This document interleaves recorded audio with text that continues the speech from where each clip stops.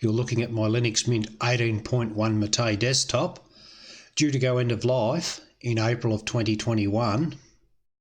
It's seen here sporting an original wallpaper and Cairo Dock. I've had about 4.5 years of stable, reliable use, as shown by the September 2016 date on the home folder. I've installed and themed a 20.1 test system on this same hardware to compare the setup that I intend to use. This is what the menu looks like on my 18.1, and here we can see on the 20.1 there's really not much difference, both running a dark theme.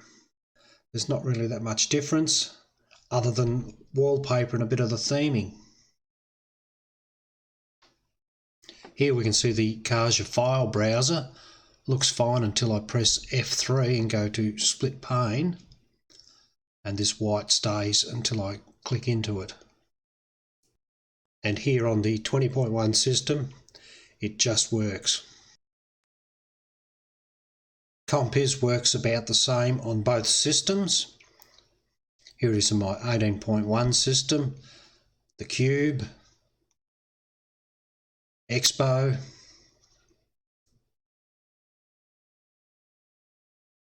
the Cube on the 20.1 system, and Expo,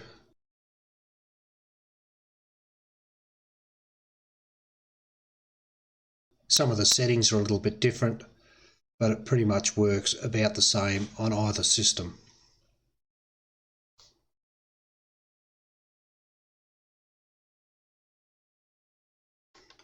This is LibreOffice Writer on my 18.1 system. I couldn't really get it to go dark the way that I wanted it to look, whereas here on 20.1 it actually looks quite good with its own dark mode. So this is done within LibreOffice and not the system theming. This is Zim Desktop Wiki. It's a note-taking application that I use. You can see it's rather white here on the 18.1 system, whereas here on the 20.1 system it follows the theming rather nicely.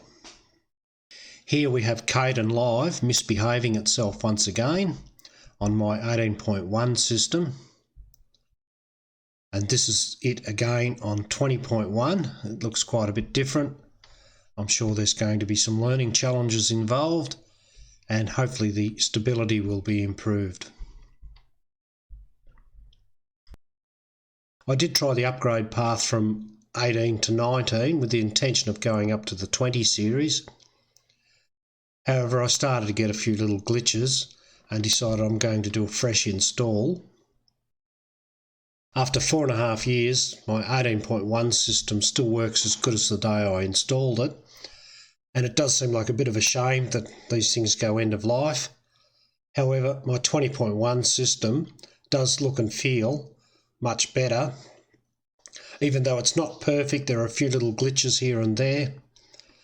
Cairo Dock won't auto-start successfully after login, so that's one small price to pay. And in 20.1, the audio settings don't remain as I've set them after a restart, which is rather annoying.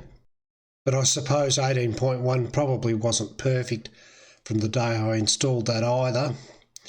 So it will be interesting to come back to this video in another 4 or 5 years' time and see what the status was compared to whatever's happening then.